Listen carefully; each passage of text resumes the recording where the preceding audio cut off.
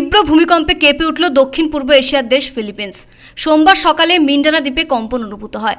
Richter স্কেলে ভূমিকম্পের মাত্রা ছিল 7.8।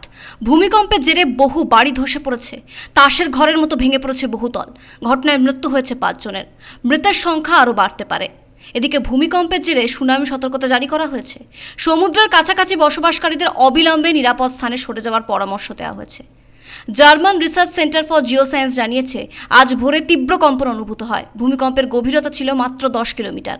কম গভীরতার ভূমিকম্পে সুনামির ঝুঁকি বাড়ে বলে জানিয়েছেন বিশেষজ্ঞরা।